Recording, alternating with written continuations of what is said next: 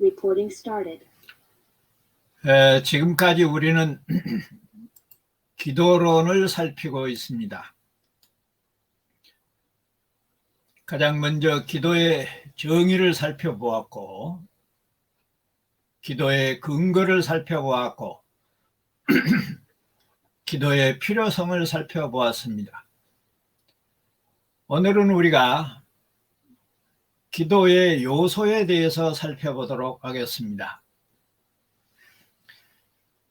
우리의 삶이 진정한 예배다 라고 하는 그 명제를 하나의 건축물에 비유하자면, 기도는 그 건축물이 세워질 수 있는 기초요, 토대요, 터전입니다. 그러니까 기도 없는 신앙생활이나 예배는 있을 수 없다는 말입니다.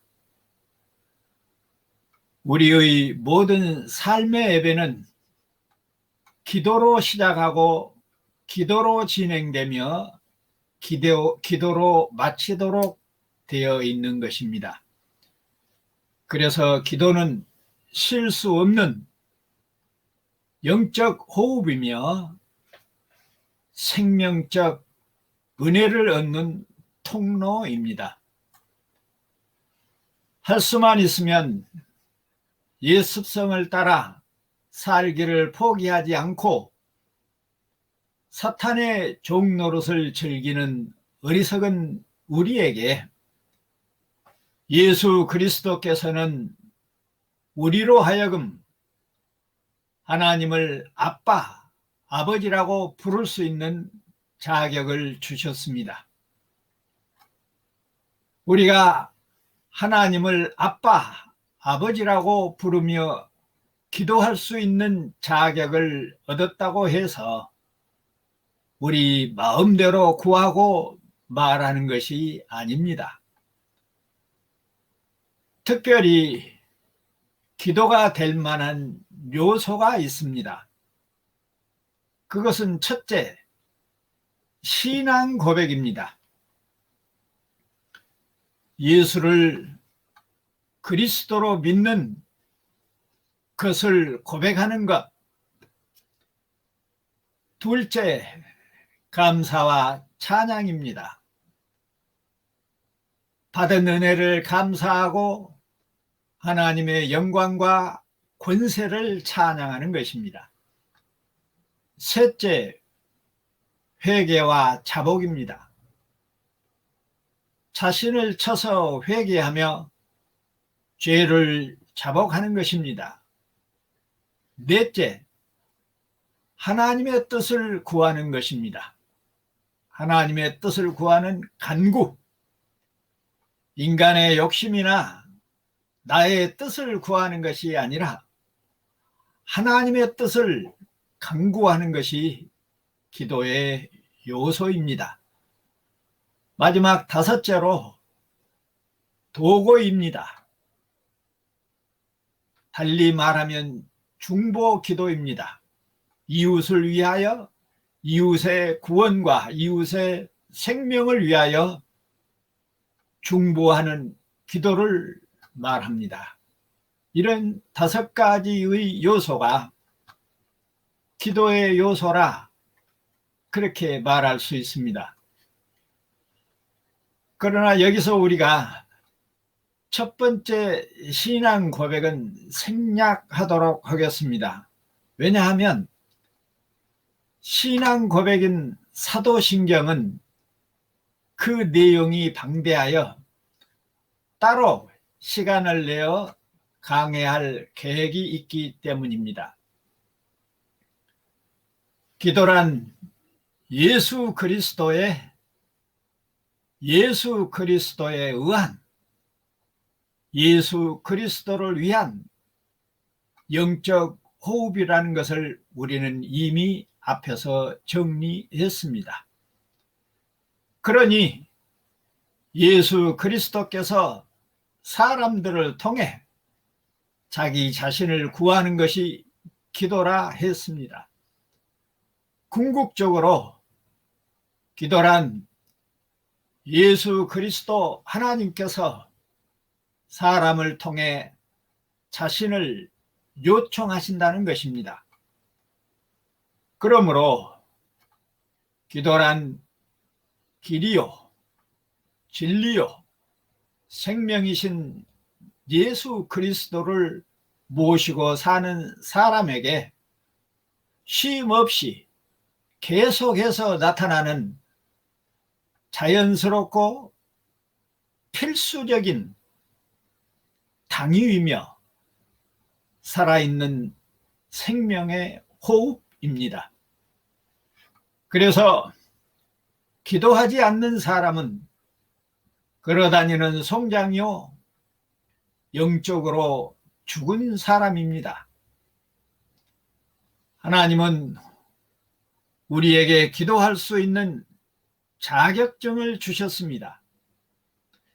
그것은 하나님을 아빠, 아버지라고 부르게 하신 것입니다. 하나님을 아빠, 아버지라고 부르는 것이 기도의 자격증입니다. 그래서 하나님을 아빠, 아버지라고 부를 수 있는 사람은 기도의 자격증을 가지고 있는 사람들입니다. 하나님을 아빠, 아버지라고 부르며 기도할 수 있는 사람들은 예수 그리스도의 영, 성령을 모시고 사는 사람들입니다. 왜냐하면 예수 그리스도께서 하나님을 아빠, 아버지라고 부르셨는데 그분을 우리가 모시고 살고 있기 때문입니다. 그러니 기도하는 사람은 하나님의 신에 들린 사람들입니다. 신 들린 사람들의 기도를 우리는 성경 구절에서 감사하고 찬양하는 모습에서 찾아볼 수 있습니다. 그러면 첫 번째로 기도의 요소 중에 감사와 찬양을 살펴보면 다니엘서 4장에서 감사와 찬양하는 모습으로 기도는 신들린 사람들이 하는 것이라는 것을 증거하고 있습니다. 다니엘서 4장 34절과 35절에 보면 이런 말씀이 있습니다. 그 기한이 참에 나 느부갓네살이 하늘을 우러러 보았더니 내 총명이 다시 내게로 돌아온지라. 이에 내가 지극히 높으신 이에게 감사하며 영생하시는 이를 찬양하고 경배하였나니 그 권세는 영원한 권세요 그 나라는 대대에 이르리로다. 땅의 모든 사람들을 없는 것 같이 여기시며 하늘의 군대에게든지 땅의 사람에게든지 그는 자기 뜻대로 행하시나니 그의 손을 금하든지 혹시 이르기를 내가 무엇을 하느냐고 할 자가 아무도 없도다. 자, 우리가 은혜를 받는 통로는 말씀과 기도와 찬양입니다. 그래서 말씀과 기도와 찬양을 은혜의 통로라고 합니다. 감사와 찬양은 은혜의 향기이기도 합니다.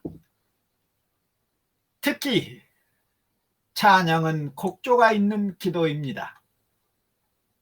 그러므로 은혜 받은 자에게 가장 먼저 나타나는 자연스러운 모습은 감사와 찬양의 기쁨입니다. 은혜는 하나님께서 우리에게 값없이 주신 사랑의 선물입니다. 사랑의 선물을 받으면 기쁨이 넘치고, 기쁨이 넘치면 자연스럽게 노래가 나옵니다. 노래하는 마음에 평안이 찾아옵니다. 다니엘서 4장 34절과 35절을 우리가 방금 읽었는데, 하나님의 위대하심을 감사하고 찬양하며 그 권세를 고백하는 기도의 내용입니다. 그런데 찬양하고 감사하는 사람이 누구입니까? 그는 바벨론을 건국한 사람입니다.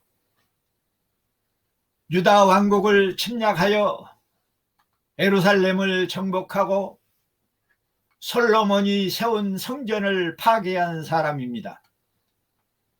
성전을 파괴하고 성전에 사용된 금은 보석들과 성구들을 탈취해 간 사람입니다. 그리고 하나님의 사람들을 포로로 잡아간 하나님의 원수였습니다. 우리의 상식으로는 도저히 기도할 수 없는 사람입니다. 기도를 해서도 안 될 사람입니다. 그런데 그가 기도하고 있습니다. 그리고 그가 기도한 뒤로 회개하고 계속해서 하나님을 섬기는 사람도 아닙니다. 잠시 일시적으로 했던 행위일 뿐입니다. 그런데도 그가 분명히 하나님을 찬양하며 감사하고 찬송하는 기도를 하고 있습니다. 그것은 무엇을 말합니까? 그것은 무엇을 증명합니까? 기도와 찬양이라고 하는 것은 누구든지 하나님의 신이 들리면 하도록 되어 있다고 하는 사실을 증명하고 있습니다. 다시 말씀드립니다. 기도라는 것은 하나님의 신이 들린 사람이면 누구든지 할 수밖에 없도록 되어 있다고 하는 사실을 느부갓네살의 기도를 통해서 증명하고 있습니다. 잠시 동안이지만 일시적으로 했던 느부갓네살은 어떤 사람이었어요? 일반 역사에서는 네부카드네자르라고 부릅니다. 우리가 느부갓네살이라고 부르는 이 바벨론의 침략자 왕을 일반 역사에서는 네부카드네자르라고 부릅니다. 네 발로 기는 왕이라는 별명도 있습니다. 세상에는 성경을 모두 신화와 전설이라고 여기는 사람들이 많습니다. 그러나 성경에는 역사적 사실이며 그 증거로 일반 역사에 거론되는 실존 인물들이 성경에도 많이 나타납니다. 그 중 하나가 바벨론의 왕 느부갓네살 네부카드네자르입니다. 열왕기하서 24, 25장에는 느부갓네살 네부카드네자르와 이집트의 파라오가 유다 왕국을 정복하기 위해 싸우는 이야기가 일반 역사에도 소개되어 있습니다. 승자는 네부카드네자르, 느부갓네살 왕이었습니다. 기원전 586년 예루살렘을 정복한 네부카드네자르 느부갓네살은 그 군대는 솔로몬이 세운 유명한 성전을 파괴한 뒤에 금은보와 성구들을 그리고 하나님의 사람들을 포로로 잡아갔다고 일반 역사에서도 소개하고 있습니다. 그는 유다왕 시드기야의 눈을 멀게 하고 그 아들들을 죽였습니다. 성전 안에 있는 보물들을 우리가 바벨론이라고 부르는 바빌로니아로 모두 가져갔습니다. 포로들, 유배자들이 바벨로니아에 머물던 시절을 가리켜 우리는 바벨론 포로 시대라고 말하지만 일반 역사에서는 바빌로니아 유대 유수 시대라고 부르기도 합니다. 일반 역사에서 바벨론을 바벨로니아라고 부르듯 바벨로니아 포로 중에 예루살렘을 향해 매일 하루에 3번씩 기도했던 귀족 출신 다니엘서 6장 10절에 소개되고 있는 다니엘이라고 하는 젊은이가 있었습니다. 성경의 다니엘서가 바로 이 이야기를 소개하고 있다고, 그리고 세 친구는 왕궁에서 일을 했다고 일반 역사에서도 소개하고 있습니다. 어느 날 느부갓네살 왕은 조각상이 나온 알쏭달쏭한 꿈을 꾸었습니다. 머리는 숭금, 가슴과 두 팔은 은, 배와 넓적다리는 청동, 종아리는 쇠, 팔은 쇠와 진흙이 섞인 재료로 만들어진 묘한 조각상이었습니다. 왕궁은 바벨론 왕국에 있는 모든 마술사들을 불러서 그 꿈을 해석하라고 했습니다. 해석을 하면 상을 내릴 것이나 해석하지 못하면 처형할 것이라고 엄명을 내렸습니다. 그러나 그 꿈을 해석하는 사람은 아무도 없었습니다. 그때 하나님은 다니엘을 준비해 두었다가 다니엘로 하여금 그 꿈을 해석하게 하십니다. 숭금의 머리는 느부갓네살 자신이며 은, 청동, 쇠, 진흙은 후대의 왕국이 지금만 못하게 되리라고 하는 것이었습니다. 성경학자들은 수백 년 동안 다양한 금속들이 각각 어떤 나라를 가리키냐고 그 문제를 놓고 갑론을박을 했다고 일반 역사는 소개하고 있습니다. 느부갓네살은 다니엘의 해석을 크게 기뻐하고 그 앞에 엎드려 그의 신을 찬양했습니다. 그러나 그런 왕의 호의는 오래가지 않았습니다. 그는 궁전 바깥에 금으로 자신의 대형 조각상을 만들어 세우고 모든 사람에게 엎드려 숭배하라고 명령을 했습니다. 충직한 유대인이었던 다니엘의 세 친구는 그 명령에 따르지 않았다고 일반 역사는 소개합니다. 왕은 이 사실을 알고 그들을 풀무불 속에 집어넣고 넣으라고 명령을 했습니다. 그러나 뜨거운 불은 그들을 집어 넣는 자들은 삼켜 태워 죽였습니다. 세 젊은이의 이름은 사드락과 메삭과 아벳느고였는데 이 세 사람의 이름은 바벨론에서 유명해졌습니다.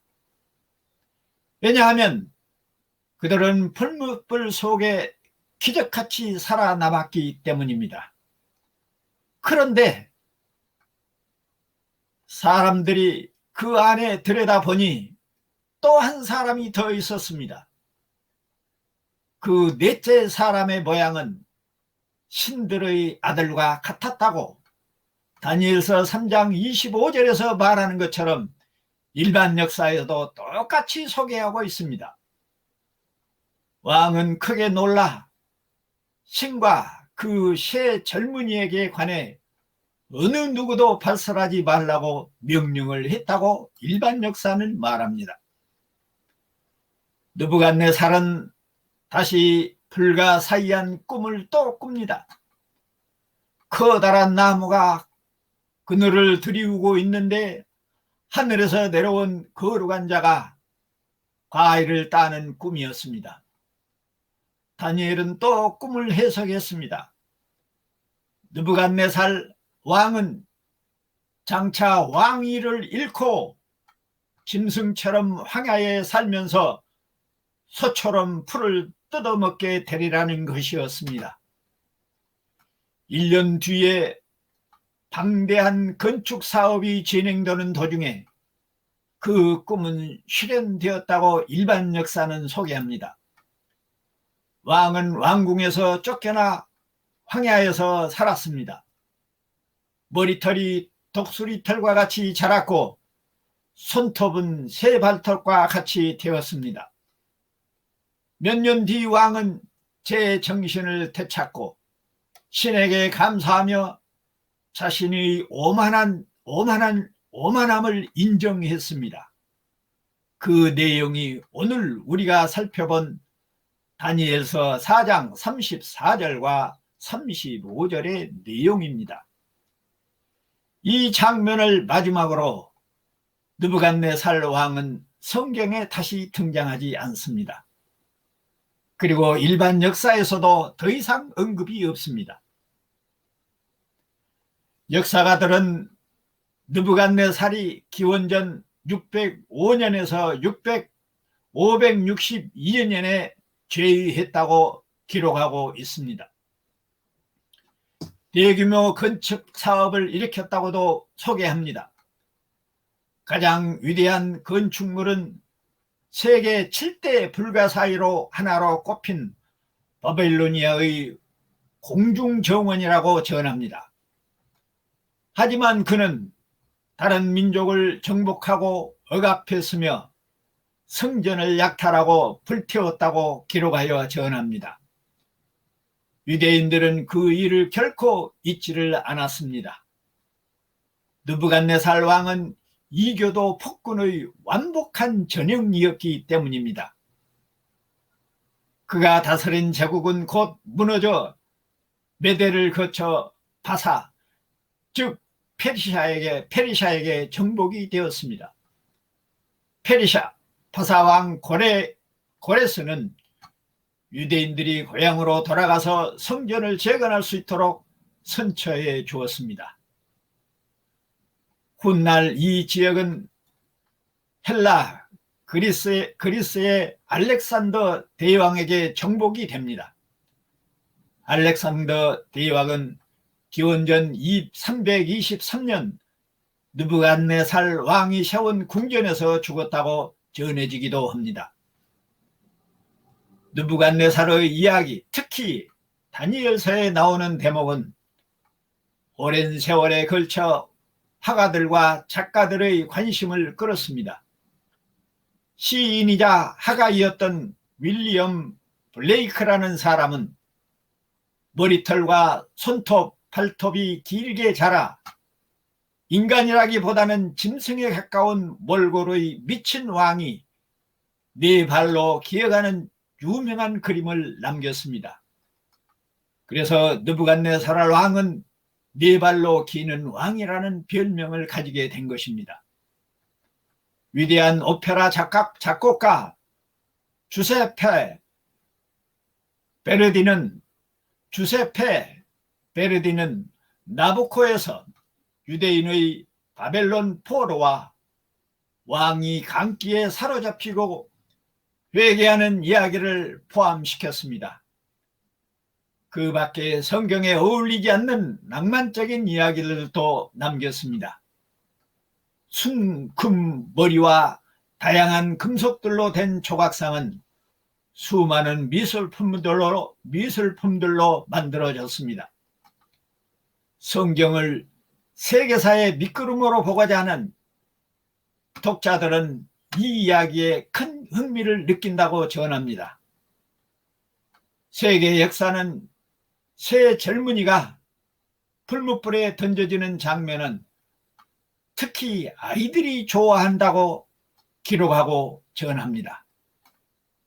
풀무불에 걸어다니는 신비한 넷째 젊은이는 신 또는 천사가 아니냐는 호기심을 불러일으켰고, 심지어 신약 성경 이전 그리스도의 모습이 아니냐는 설도 있었다고 일반 역사에서도 그렇게 전합니다.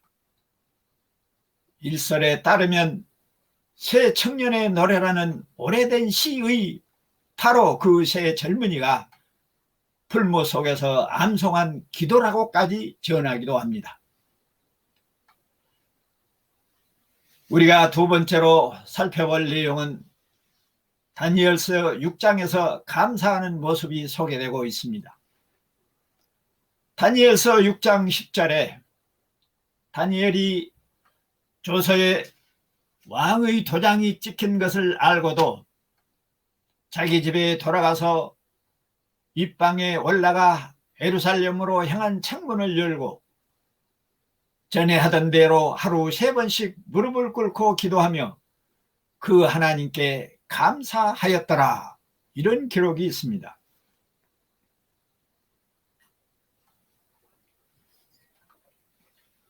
이 본문은 다니엘이 바벨론의 포로로 잡혀간 후 포로 생활을 하면서도 기도를 쉬지 않았다는 사실을 보여주고 있는 내용입니다. 다니엘은 비록 바벨론으로 포로로 잡혀갔지만 귀족 출신이라 천한 일은 하지 않고 바벨론의 느부갓네살 왕과 그 아들 벨사살 왕을 거쳐 메대의 다리오 왕과 바사 페르시아의 고레스 왕까지 4대 왕을 거쳐서 귀한 대우를 받고 살았던 사람입니다. 다리오는 고레스가 바사 왕국을 세우기 전에 메대 왕국을 세웠던 왕으로서 알려져 있습니다. 그러니까 유대 백성들이 바벨론의 포로 생활을 하는 그 강국들의 역사를 보면 아수르는 바벨론에 망하고 바벨론은 메대에게 망하고 메대는 페르시아로 그렇게 전해지는 것을 알 수가 있습니다. 그러나 포로라는 딱지를 붙이고 살면서 왕의 신임을 받음으로 간신배들의 시기와 질투와 모함을 받으면서 감시 속에서 살아야 했던 것이 다니엘의 삶이었습니다. 여기 소개된 본문은 메대 왕 다리오의 총애를 받아 총리로 등극하자 시기하는 자들이 다니엘을 끌어내리려고 계책을 세워서 다리오 왕으로 하여금 메대 왕 다리오 왕으로 하여금 자신의 신상을 세워놓고 누구든지 그곳에 와서 절을 하도록 공포를 했습니다. 그러나 다니엘은 절하지 않고 예루살렘을 향해 창문을 열고 날마다 했던 대로 하루에 3번씩 기도했다고 소개하고 있습니다. 그 이후로 간신배들에게 참소를 당해 사자굴로 던져졌지만 죽지 않고 살아 왕의 총애를 한 몸에 지니게 된 사실이 다니엘서 6장에 자세히 그리고 상당히 재미있게 소개되고 있습니다. 여기서 우리는 주의해야 할 점이 있습니다. 다니엘이 예루살렘을 향해 하루에 3번씩 기도했다고 하니까 우리가 어디서 기도하든지 예배당을 향하여 기도해야 하고 최소한도로 하루에 3번 이상은 무릎을 꿇고 기도를 해야 하는 것을 가르치는 것으로 배우면 안 됩니다. 왜냐하면 그 당시 예루살렘은 하나님이 제사를 통해 자기 백성들을 만나 주셨던 하나님의 임재 처소로 정해지고 알려진 곳입니다. 그러니까 다니엘이 예루살렘을 향해 기도한 것은 자기 백성의 죄를 용서하고 구원하시며 재물을 통해 교제하신 하나님을 향해 기도한 것이지 단순한 장소나 지역을 향해 기도하고 있는 것이 아니기 때문입니다. 그렇다면 신약시대를 살고 있는 지금 나와 여러분은 언제나 어디서나 우리 안에 성령으로 와 계신 하나님을 향해 기도해야 할 것입니다. 하루에 3번씩 기도했다는데 3이라는 숫자는 히브리어 알파벳으로 끼멜에 해당됩니다. 끼멜의 상형 의미는 낙타, 발이라는 뜻입니다.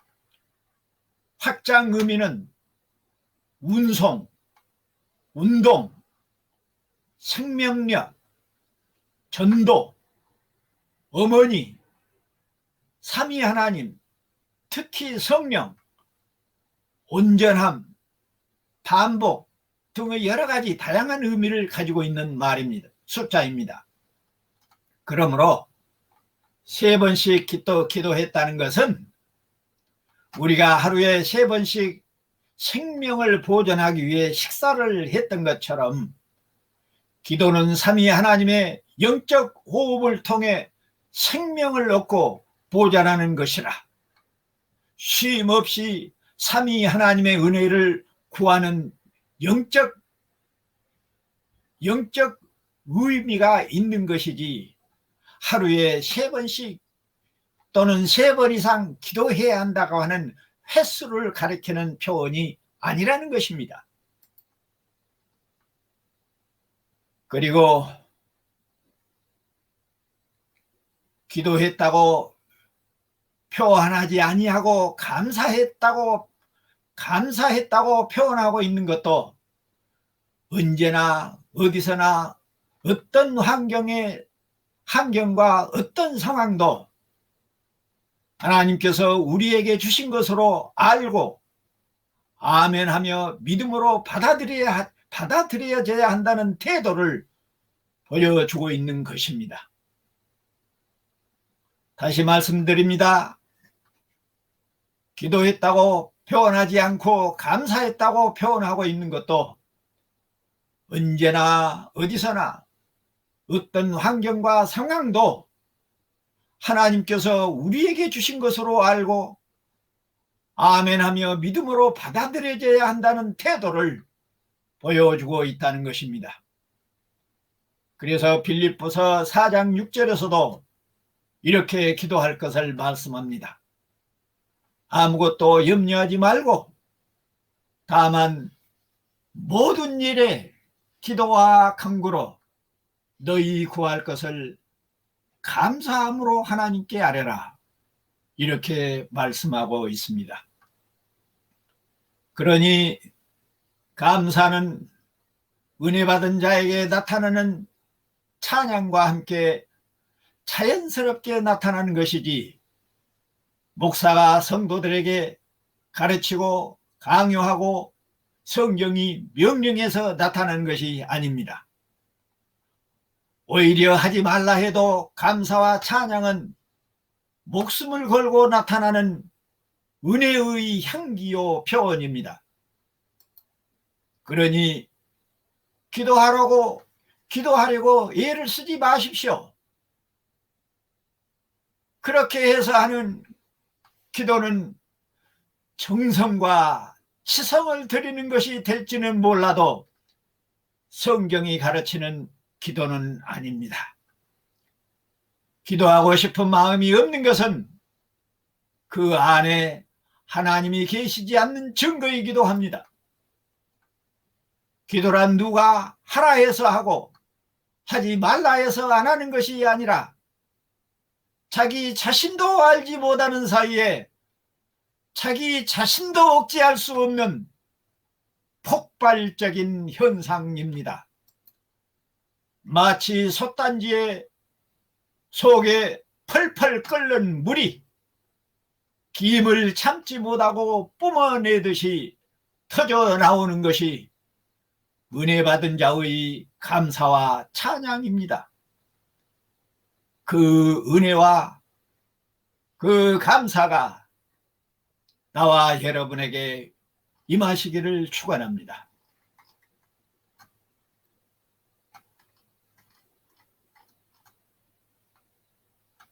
지금까지 우리들은 기도의 요소 중에 첫 번째인 감사와 찬송을 정리했습니다.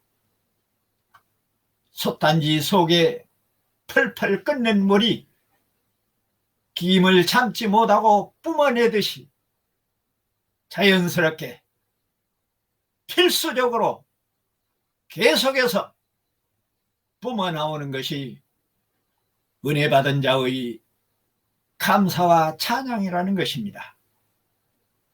그 은혜와 기도가 나와 여러분뿐만 아니라 사랑하는 우리의 부모와 형제와 남편과 아내와 자식들에게 그리고 자손 대대로 나타나기를 성부와 성자와 성령의 이름으로 축원합니다. 아멘.